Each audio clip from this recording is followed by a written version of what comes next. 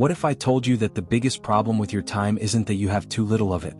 Did you know that the real reason you always feel exhausted, behind schedule, or like you're never doing enough has nothing to do with a lack of discipline? There is an illusion that the modern world has planted in your mind. There is a lie so normalized, so frequently repeated, that most people will live and die without ever challenging it.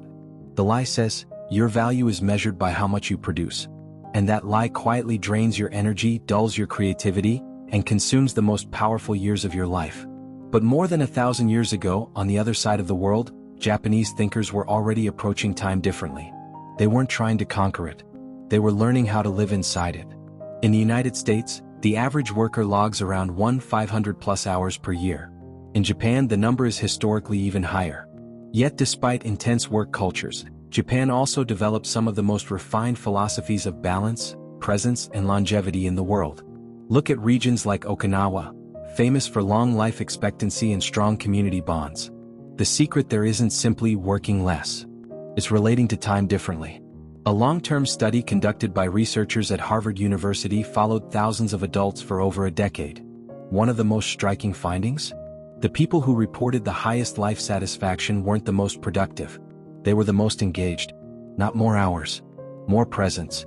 The Japanese sometimes describe this as mastering time, not by filling every second, not by accelerating endlessly, but by inhabiting each moment fully. And today you're going to hear about Max, a 23-year-old American who learned this lesson the hard way. Chapter 1. The Trap of Being Busy. Max woke up every morning at exactly 5:47 a.m. Not because he needed to, but because somewhere he had read that successful people wake up before 6. His life was optimized. Color-coded task lists, time blocks, alarms every 25 minutes using the Pomodoro technique. Meditation, not for peace but for productivity. Morning runs, not for joy but for performance. By 7 a.m. he was at his desk, already ahead of the day. He studied digital marketing. He wanted to build his own business. He consumed podcasts, bought courses, filled spreadsheets with projections. From the outside, Max looked disciplined, driven, focused. But every night when he lay down in bed, the same weight pressed against his chest. It wasn't failure. It was insufficiency. No matter how much he completed, there was always more undone. Another task left unchecked. Another improvement to chase. Another version of himself just slightly ahead and unreachable. At 23 years old, Max was exhausted. And the terrifying part? He couldn't explain why. Then came Thursday in October. He had a major presentation scheduled. 3 days of preparation. Slides refined. Timing rehearsed. Every sentence calibrated. That morning he opened his laptop. Wrong file. The final version, gone. 3 days of work. Minimal sleep. Too much caffeine. Lost. He stared at the screen for 2 full minutes. Then he closed the laptop. No dramatic reaction. No breakdown. He just left the apartment and started walking. No headphones. No podcast. No productivity audio. Just walking. Hours passed. That's when he noticed a small bookstore on a street he had never taken before. In the window sat a worn book with a handwritten label taped to its cover. The Time of the Samurai. He couldn't explain why he went inside. He couldn't explain why he bought it. But he did. And over the next few days, while trying to rebuild his presentation, he started reading. Chapter 2. The Secret No One Teaches. The first sentence that stopped him cold was this: modern man treats time as an enemy to defeat.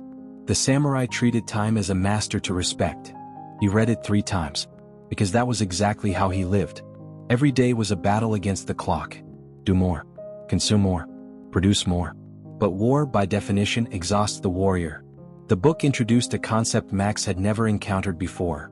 Ma. There is no perfect English translation. It's often described as space or pause, but that barely scratches the surface. Ma is the interval. The silence between musical notes that gives the melody meaning. The space between words that allows understanding. The pause between breaths that keeps you alive. Without the pause, music becomes noise. Without space, architecture suffocates. Without stillness, life collapses into chaos. Max realized something unsettling. His schedule had no ma. No empty space. No unstructured moments. No intentional pauses. Every minute was occupied. And in trying to eliminate wasted time, he had removed the very thing that makes time meaningful. He wasn't tired because he worked hard. He was tired because he never stopped. The samurai trained intensely. but they also understood rhythm, intensity, then stillness, action, then reflection. Modern life had taught Max only half the equation, and for the first time he began to question the lie. What if success isn't about squeezing more into time, but about relating to time with respect? And that question would begin to change everything. For the Japanese, ma is not emptiness in the negative sense. It is not the absence of something. Ma is presence. It is the living space that gives structure meaning. And the book said something that completely destabilized Max's worldview. An agenda without ma is not productivity. It is self-inflicted violence. That sentence lingered. Chapter 3, The First Teaching. Max looked at his calendar differently for the first time. What he saw disturbed him. An endless chain of colored blocks. No breathing room. No unstructured space. Even his rest had a purpose. Rest to recharge. Recharge to produce. Produce to compete. He wasn't resting. He was refueling like a machine. The idea of ma has roots in Taoist philosophy and became deeply embedded in Japanese culture. You can see it in architecture. Traditional homes designed around open space, sliding doors, light and silence rather than walls and clutter. You can hear it in music. Composer Toru Takemitsu famously treated silence as an instrument, allowing pauses to carry as much emotional weight as sound. You can feel it in martial arts. In karate or kendo, an effective strike begins not with movement, but with the interval before movement, the awareness inside stillness. For the samurai, ma could mean survival. A warrior who didn't know how to inhabit the space between actions, who couldn't remain fully alert within stillness, was already defeated. In that interval, the samurai observed, breathed, anticipated. Max read about Miyamoto Musashi, one of the most legendary swordsmen in history. Musashi emphasized timing, rhythm, and the importance of space between strikes. Max closed the book slowly. He picked up his planner. And for the first time in years, instead of filling empty spaces, he protected them. Blank sections. No optimization. No hidden agenda. Just space. Chapter 4, The Second Teaching. Ichigo Ichie. A few weeks later, Max was sitting in his neighborhood cafe, reading. His coffee sat beside him. At some point, he glanced down and realized something strange. The cup was nearly empty. And he hadn't tasted a single sip. He had consumed it automatically, while thinking, planning, processing. How many mornings had passed like this? He felt something unexpected. Grief. For all the coffees he had never tasted. For all the mornings he had never inhabited. That day he read about Ichigo Ichie. A principle that teaches, every encounter, every conversation, every shared moment happens only once in that exact way. Not as a poetic exaggeration. As reality. The idea comes from the Japanese tea ceremony, where each gathering is performed as if it were the only one that will ever occur. Not the best. Not the final. The only. The 16th century tea master Sen no Rikyu taught, treat every meeting as if it were the single most important meeting of your life, because in a way, it is. Max sat still after reading that. He realized he had been living in advance. Always in the next task. The next block. The next objective. And while he raced forward, life slipped quietly through his hands. He ordered another coffee. This time he lifted the cup slowly. He noticed the warmth against his fingers. The aroma. The bitterness. He drank without multitasking. Later he would say it was the best coffee he had ever had. Not because it was special. Because he was. Chapter 5. The weight of speed. But understanding these teachings didn't transform Max overnight. In fact, something unexpected happened. He began to feel guilty for slowing down. Every time he took a true break, without scrolling, without strategizing, without consuming something useful, a voice whispered, "You're falling behind. Other people are working right now. You're wasting time." He recognized that voice. It wasn't his. It was inherited. Hustle culture. Grind culture. Sleep when you're dead culture. Social media glorified exhaustion. Friends competed in busyness. Rest looked like weakness. And then he encountered a third teaching. One that silenced that voice. Hara Hachi Bu. A principle from Okinawa, one of the regions known for remarkable longevity. The practice is simple. Eat until you are 80% full. Not stuffed. Not maximized. 80%. Because the body takes time to register fullness. If you eat until you feel completely full, you've already gone too far. But Max wasn't struck by the dietary advice. It was the line beneath it that froze him. Hara Hachi Bu applies to everything. Work, training, focus, effort. Never deplete yourself completely. Always keep something in reserve. Because whoever empties their tank entirely today has nothing left for tomorrow. Max stared at that sentence. His entire lifestyle was built on 100%. Max effort. Max output. Max optimization. He didn't leave 20% in reserve. He borrowed it from the future. And that was the real reason he was exhausted at 23. Not because he lacked discipline, but because he had never learned restraint. For the first time he saw the pattern clearly. He wasn't managing time. He was consuming himself. And the Japanese teachings weren't telling him to do less. They were teaching him rhythm. Intensity with space. Presence without rush. Effort without self-destruction. And that understanding marked the beginning of something far deeper than productivity. It marked the beginning of wisdom that he had always lived by a brutal rule. 100% wasn't enough, it had to be 120%. If he worked until his mind felt scorched. If he studied, he pushed until the words blurred. If he trained, he didn't stop until his muscles trembled. And then he asked himself why exhaustion followed him everywhere. The principle of Hara Hachi Bu revealed something no modern productivity expert had managed to articulate clearly. Sustainability is not about emptying yourself every single day. It's about holding something back so tomorrow you still have strength left to give. What Max was uncovering in the fragile yellowed pages of an old philosophy book was something science had already begun confirming in sterile laboratories. Neuroscientist Matthew Walker, author of Why We Sleep, spent decades researching what hustle culture refuses to admit. The human brain does not operate like a machine running on a straight line. It functions in rhythms. Periods of rest, wandering thoughts, stillness, even apparent doing nothing, are not weaknesses. They are biological necessities. Memory forms there. Creativity connects there. Decisions mature there. In other words, what the Japanese have practiced for centuries under the idea of intentional space, is when the brain performs some of its most essential work.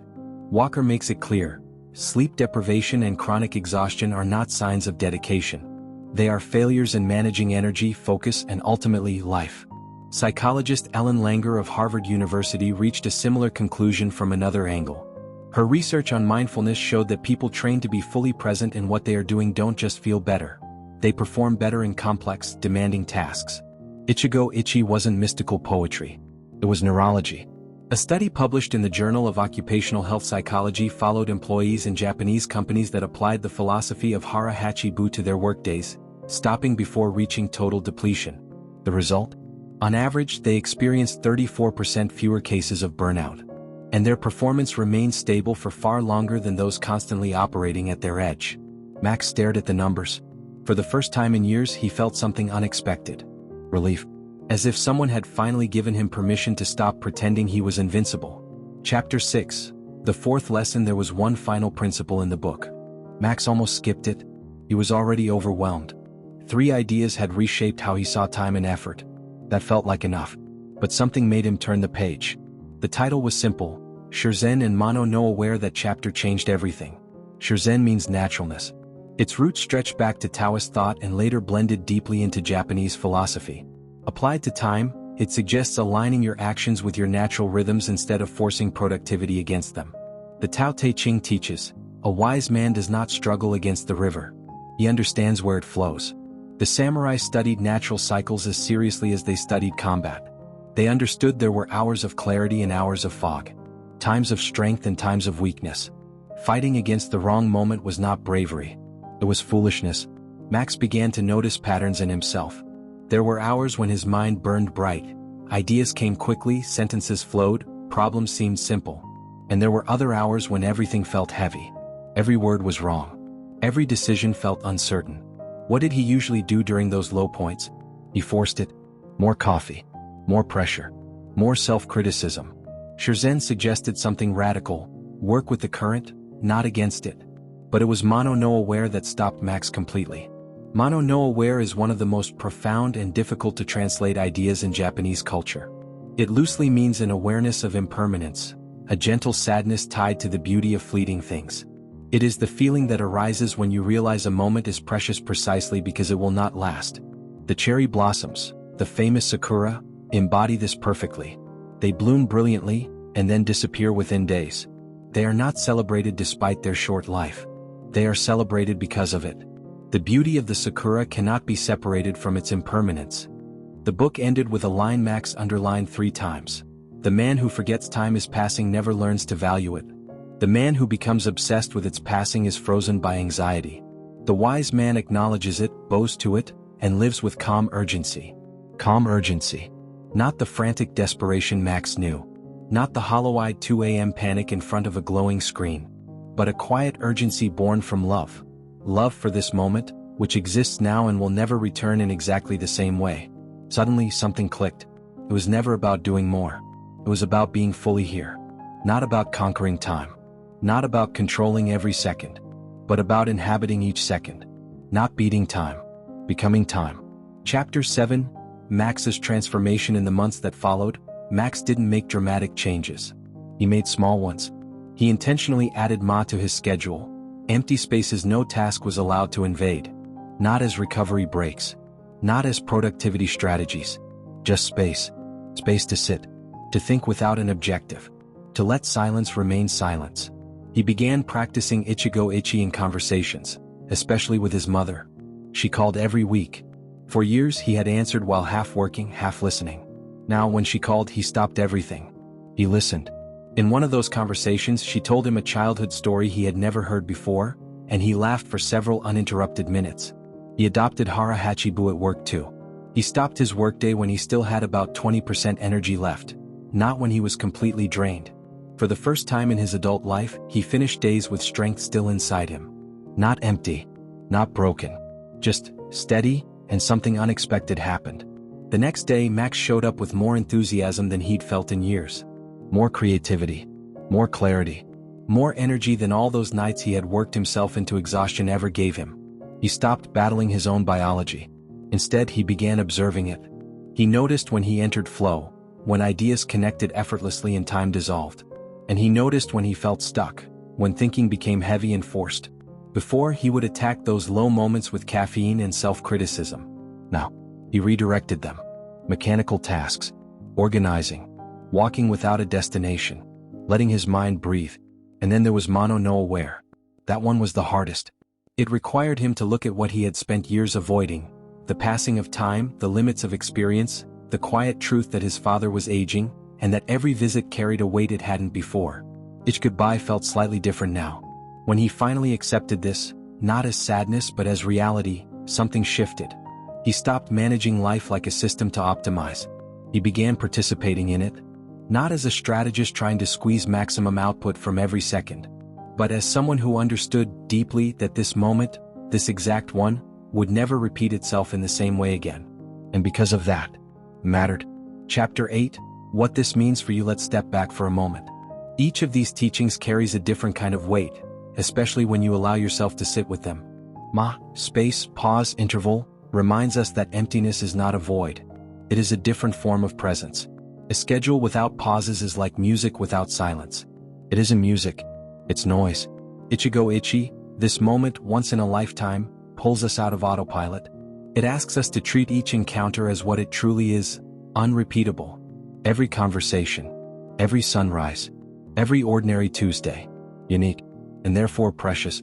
Hara Hachi Bu, the wisdom of stopping at 80%, frees us from the belief that exhaustion equals worth. You are not more valuable because you are more tired. You are more sustainable when you protect your energy. Shizen, naturalness, invites you to stop fighting yourself, to recognize your rhythms, to work with them instead of against them. You are not a factory machine producing in straight lines. You are a living system operating in cycles. And Mono no Aware, the awareness of impermanence, offers something rare, urgency without panic. The understanding that time passes, that this moment is temporary, and that this is not a threat. It is an invitation. Max's problem was never a shortage of time. It was absence within the time he had. And maybe that's your struggle too. Maybe it isn't a lack of discipline, or a lack of planning, or even a lack of ambition.